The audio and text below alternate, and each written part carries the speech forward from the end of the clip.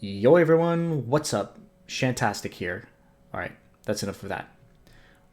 And I am coming at you with my very first uploaded Minecraft PB. I've gotten a lot of these over the past few weeks. I have been running a lot of Minecraft.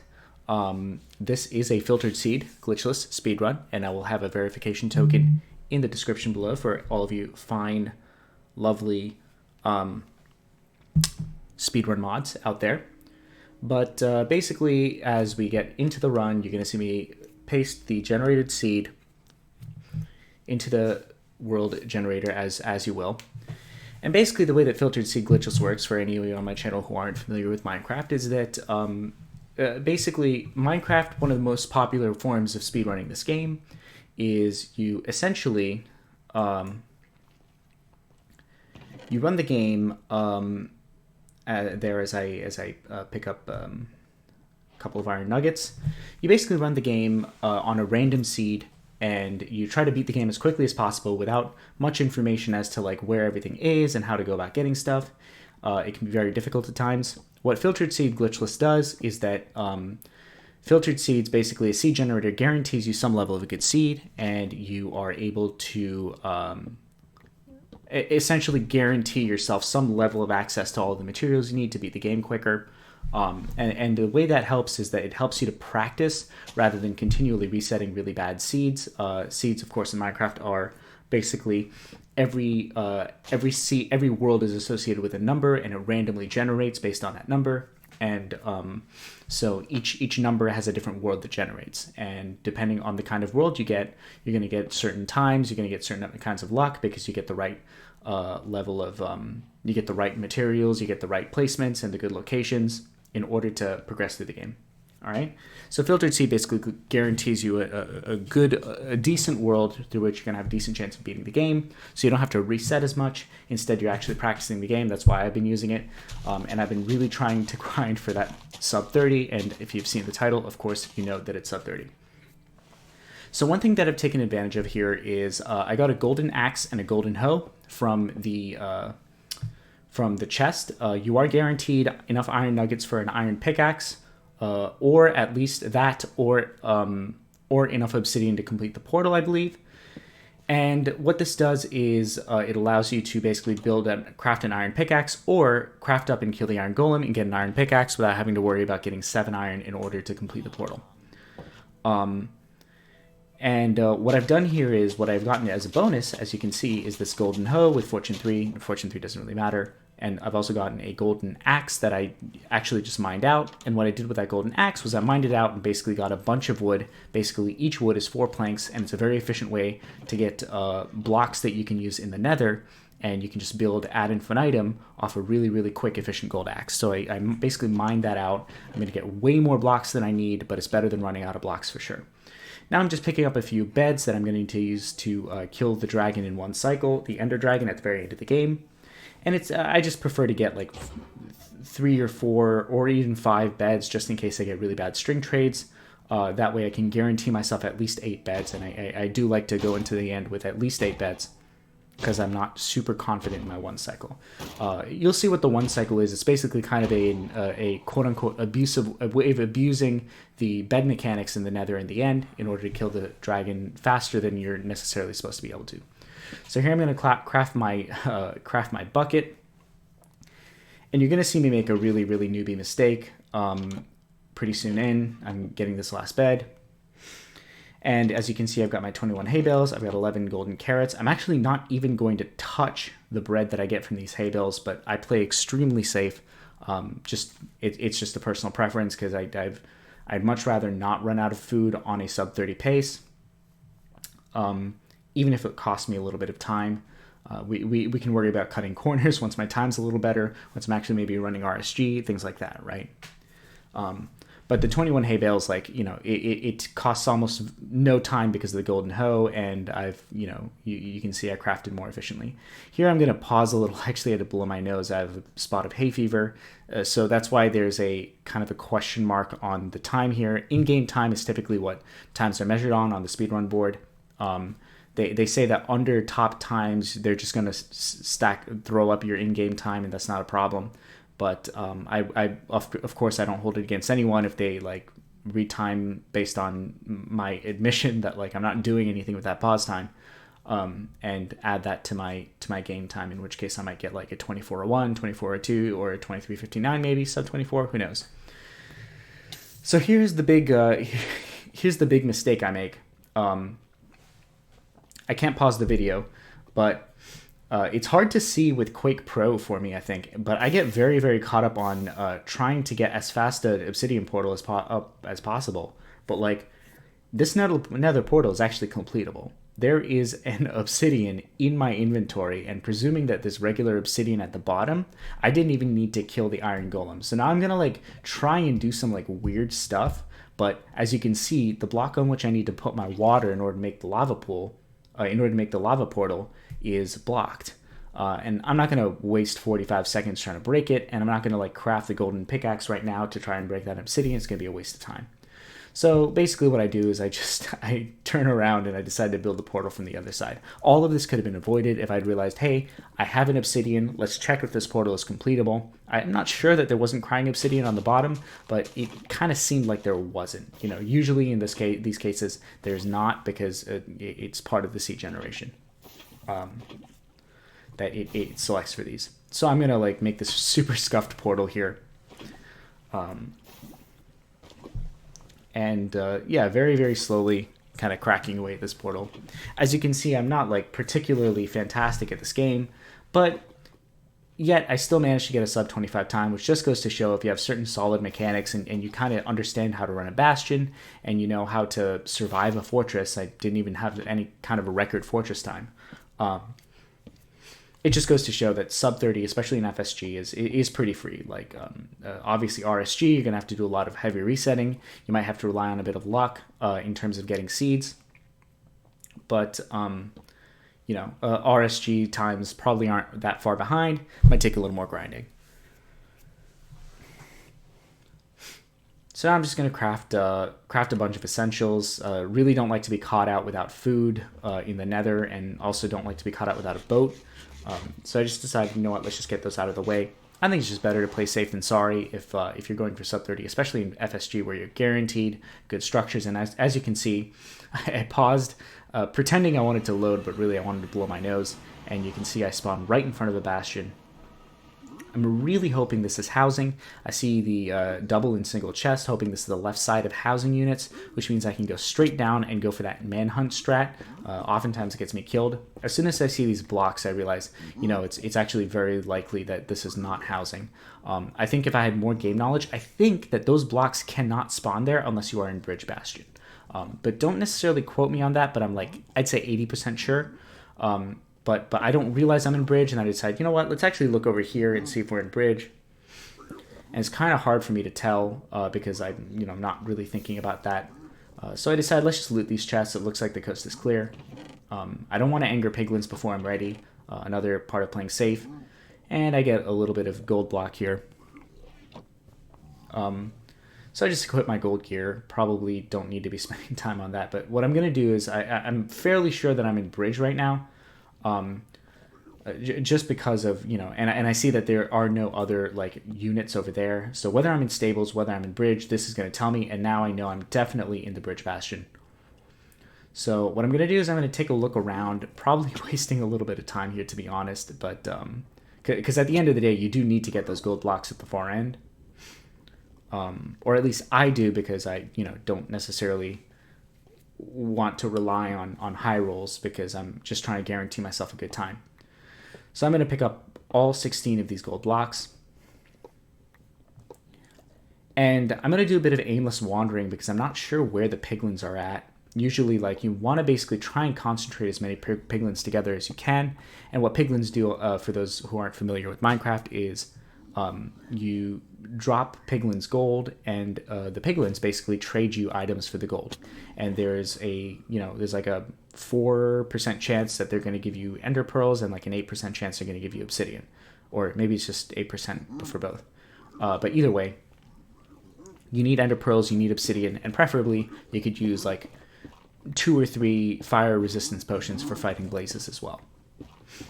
So those are the things I'm going to be trying to get. I'm really trying to mine out a proper path so that anywhere that I anger piglins, they're going to be able to access wherever I'm going. So I'm really diligently trying to make sure that there is piglin access to every single part of the map that I'm going toward. That's exactly what I'm doing here, just playing really, really, really safe. Definitely something you want to do when you're going for sub 30 time. You know, you've got plenty of time to waste, especially in FSG. Now I'm just trying to get my bearings, to be honest. I've never really played this side of this side of the Bridge Bastion. So I'm actually going to run back and get closer to these piglins, and then I realized, oh, this is actually very different from, you know, the equivalent in stables, and I realized, oh, this is actually one of the strats. I think this is where dip strat trades. This is not exactly this hole, but I decided to dig this down and do like a scuffed version of dip strat. So I'm going to break this block, and what this does is it angers all the piglins, and I'm just going to throw my gold in there. Very, very standard play. And, you know, luckily these piglin trades were absolutely fantastic. I wasted a bit of time waiting for a third fire resistance potion, which I didn't wind up needing, but I decided I really, really wanted to play safe. As you can see, pearls coming out, obsidian coming out, fire resistant coming out, just everything I needed. One thing I'd really like to work on is my inventory management, getting faster at throwing things away, being quicker at finding places to throw things away. There, I did not need to break that extra block. It's just instinct there, of just like having a place to throw away my stuff. So yeah, I can more decisively be throwing away this glowstone dust. I don't ever use a respawn anchor on the end, like, and there's really no chance. Like, I already have 61 string, so I'm guaranteed basically to have at least 9 beds if I want them. And I can see these ender pearls here. There's really no need for me to, like, also for me to tunnel toward them. I'm aiming way too close to me. I'm picking up things that are right next to me rather than the fire resistance that I know is on the ground there. I really want a third fire resistant potion. That's the only thing that I'm waiting for. And I can see it right there, and yet I'm still dilly-dallying. I really need to throw away that rose. I don't know why I'm placing gravel. I know why. It's because I'm bad at the game. Really, I need to be aiming a little higher to throw those things further away and finally get that final resistance potion. Definitely could have gotten that faster if I'd been more diligent. Also, one thing I'd like to be more willing to do is when I'm on 3 stacks of ender pearls, it's okay to throw away the 3rd stack of ender pearls. You're never going to need more than 32 ender pearls on a filtered seed run. Like maybe when I'm going for sub 45 in RSG and I'm playing every single seed and I might have to throw 15 pearls in the overworld, like that's one thing I can think about. But so I'm just going to place my pearl throw because like 99% of the time, like traveling to the fortress, I have like a pearl that flies errantly because I still haven't figured out how to properly arc pearls consistently. So I'm just going to start throwing away. One thing I have gotten pretty good at is throwing away spare items while I'm running. Although you really don't need to throw them in other directions. The game is set up that you can't pick something up if you throw it away right in front of you. And here's just fortress navigation. You see the balcony, you run the other way. I really don't need to be looting this either, but you know, this is classic Shantastic PUBG syndrome. Like, I always have to loot if I see anything. But that's okay. We're getting to the Blaze Fortress at around 12:45, or Blaze Spawner. We see the Blaze Spawner. It's around 12:50. Pretty solid, pretty solid. That skeleton decided to jump off the building in order to, in order to kill me. Didn't really work out. This other skeleton, not quite cooperating, so I just killed it. And here you're going to see 1, 2, 2 for 2. Really, really good start. That Blaze travels a bit far away. We'll get him later. Fortunately, that one didn't wind up dropping anything. And so 2 for 4, 2 for 5. Not great. Might have been 3 for 5, and that blaze rod dropped 2 for 6. But you're gonna see things pick up real quick. And yeah, I'm really, really struggling to manage my inventory. But part of the reason is that these blazes won't stop spawning, which is a great problem to have. Obviously, you want to be getting blaze rods as quickly as possible. So, yep, we're crafting our wool. Really want to try and craft some beds in the spare time we have, but if there is no spare time, obviously that's a good thing. So I just decided, let's make some gold pickaxes and get to chopping away at some blazes. Yep, really making sure that I break all of these fire pits because I do not want any blaze rods due to RNG dropping into the fire. And, you know, a really strong player would probably leave on 6. I think running this particular seed generator that basically guarantees a close exposed stronghold, you really do want to be leaving on 6, especially once you're going for things like sub 20. But I just want to play super safe. It's 1435. I'm going for sub 30. Why not just get the 7th, 8th, even 9th rod? I usually go for 8 rods just to be super safe. But this seed basically guarantees that if you do your random travel between 150, negative 150, or if you do it at negative 150, 150, basically positive, negative, negative, positive, with those coordinates, you're basically guaranteed to spawn within like 300 blocks of an ocean exposed stronghold. So it's actually extremely strong. Most likely you're never going to have to throw more than 1 pearl. So there's basically only a 20% chance that you're going to go into the stronghold with 11 Eyes of Ender. And beyond that, there's only, you know, a certain chance that it's going to be a 0 eye. Of course, this one winds up being a 0 eye, but the eye also doesn't wind up breaking. So, or at least, I don't know if it does, because I don't go for it. Anyway, so we're just going for this 8th rod. Really no reason to go for this 8th rod, especially in the seed. 7 is more than enough. In fact, 6 is like 99% of the time will be enough. But, you know, if you want to be super safe, be super safe. But I'm very confident in getting runs at this pace now. So, like, the main reason I lose runs is at the end, or if I just randomly die to some stupid stuff in the nether. So I'm just going to break this, and it seems like a really weird pearl throw in order to get to like, straight to where I'm going. So I decided to first pearl over to 150 on the Z side, or negative 150, and then pearl over to positive 150 on the X side. Or, sorry, the opposite way around. So I'm here, and, you know, we're just going to build our portal nice and slow. We're going to practice, like, the... One thing I'm kind of glad I did, I forgot to pick up my crafting table. I'm not glad I did that. But one thing I'm glad I did is that I've started doing, like, the speedrunner portal building strat, even though I'm a lot slower at it than the regular version I use, where I just build up under my feet. And, you know, I think it's a good thing to practice, like, the faster strat, even if you're a little bit slower to start with. Especially right here, when you're going for sub 30, you got plenty of time to lose. I have a 16-minute 45 random travel, and I'm guaranteed within 300 blocks of the stronghold. So here I'm going to throw my eye, and as you can see, I'm looking straight at the stronghold, and I don't even realize it. Like, I don't even realize until I get into the boat. And then I go out into third-person view, I let the eye go, and then I realize, oh, I've been staring at the stronghold this entire time. So I basically spawn right outside the stronghold. I see that light, I'm looking for a starter staircase, and I just can't find it. And this is actually a very interesting stronghold, because the starter staircase is much lower than the top level. So this is actually up some stairs that we're going to go down. Now, I'm very happy with how I navigated the stronghold. This was not a stellar stronghold for an acolyte, you know, Minecraft player to run. I had a lot of travel to do while running back. As you can see, there's 6 whole minutes to go, well, 7 whole minutes to go, really, until I actually beat the game. And all of that time, most of that time really is spent just navigating the stronghold. You see me not panicking. This is something that's really good. I used to really panic with silverfish and try and kill them all because I wanted to protect myself and wind up dying to like creepers and zombies. This time I'm just like, you know what? I'm going to run past all of these silverfish. I'm just going to trigger the creeper. Not going to panic. Hit the creeper. Let it blow up. Not do too much damage. Break the door.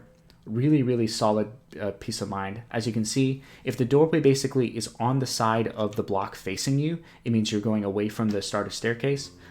If it's on the side facing away from you, if it's like indented, then it's away. And this is actually, I'm really, really, really happy with this decision making. I realize all of these doors are facing toward me, which means that this must be a wall that is breakable. So I break the first wall that I see, and I realize, oh, hey, that is literally the starter. That's literally the way to start a staircase. So using all of my speedrun information, all of my Minecraft stronghold information right here, and I use subtitles right there to realize there's silverfish and lava pop, which means I'm probably right next to the portal room, and I realize, oh hey, I'm actually right next to the portal room. Nothing breaks over here, and I realize it's to my left, and bam, I catch the portal room. I'm actually very, very, very proud of how I ran the stronghold. The panicking is completely gone. I already pre-made my Eyes of Ender. I was calm. I ran through. I did not let myself like get caught up fighting silverfish, and I used all of my knowledge extremely effectively. So that was definitely the strong point of this run. So here you're going to see a bit of an unfortunate end in terms of basically it took me 3 cycles to actually get the 1 cycle, ironically. So I'm going to get here, build this obsidian, and what the obsidian does is it's impervious to bed explosions, and so it allows you to use the bed on top of the portal, the end pool, in order to kill the dragon. So I'm going to sit here and I'm basically just going to take my time and I'm going to make my beds. And my process of thinking is if the dragon perches without me, that's fine. We can just wait for the next cycle. We got plenty of time. So that's exactly what I do, and lo and behold, the dragon is perched without me. It's okay, we're going to get plenty of other opportunities to do so. But the most important thing here is not to die to the Ender Dragon. So the strategy that I go for, I'm just building some extra beds just for the heck of it. Why not? Not going to bother breaking this crafting table. And now the main thing is inventory management and to listen out for the dragon shooting, which is exactly what I do. All right, and you know, the dragon might perch. If she does, like, there's no sense in trying to like fight her without my beds equipped. I'm not good enough. I don't have that level of micro. So I basically decide if she perches again, I'll just wait for the third perch. I've got 9 minutes to lose here, so I turn up my view distance because your computer can handle a higher RD obviously here because there are fewer textures. And I really want to see that outline at the very, very back. So I want to be as far away as I can while still seeing that dragon when she, like, you know, turns her head in order to perch. I'm hoping that might be it. It clearly is not. And I decided to fix my inventory a bit. Now I'm trying to manage my micro. I like to have 8 beds out in case I screw anything up. I wind up actually needing all 8 beds, I think. So it's really good that I did this. And I've been practicing using the carrots in my offhand, the golden carrots, or just food generally. And basically facing up with my bed in order to eat and facing down in order to place the bed. Of course, the key with this is you cannot have your ender pearl out. Almost looking at an enderman there. You cannot have your ender pearl out or you're going to, you know, throw your ender pearl. And I've actually lost a run to that. So now the dragon's going to go away from me. I'm going to run a bit further in so I can see her if she perches. And she looks like she's going to perch here, I believe. And yes, I can barely see her come out. And I'm not sure. I hesitate. And that hesitation actually winds up costing me the cycle. And as you can see, she breaks the bed there. I decide, I take a moment, you know, I got plenty of time to lose because it's going to take her a while to perch anyway. I decide, you know what, let's bolt it, beeline out of here. I just have to get my bearings again. And I get back to the same spot. And so now we're just looking out, making sure we don't get wing buffeted. And dodge, dip. So yeah, dip, dodge, duck, dive, and dodge. So now we're going to go back to the outer echelons, and basically the way the in and out of it is the way the Ender Dragon works is the further away you are from the center, the further away you are from the end pool, the more likely it is that she's going to perch. So as she moves toward the opposite side of the circle, which is where she comes in to perch, you want to move further in so that you can see whether she perches or not. And now I'm just kind of incorporating from the mistake that I made earlier where I did a jump throw on my ender pearl and that turned out to go too far actually. And the other benefit of standing all the way on the outside is that if she shoots you, you can just creep a little further in, right? And just slowly creep in as, there we go, and there's the perch, and hopefully this is a much better, yep, this is a much, much, much better pearl throw. Just in time to start this one cycle. I'm on track for a 4-bed, and that bed was dismal. These beds are dismal, and I wind up needing 7 beds. in order to finally just defeat the Ender Dragon. I don't have a live reaction because this was an offline run,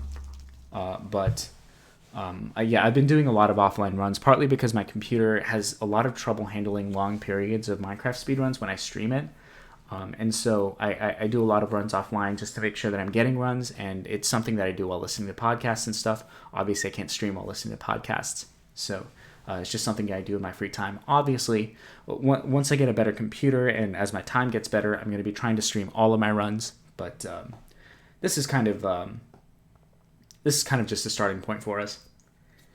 And as you can see right here, I'm pretty happy with what's happened.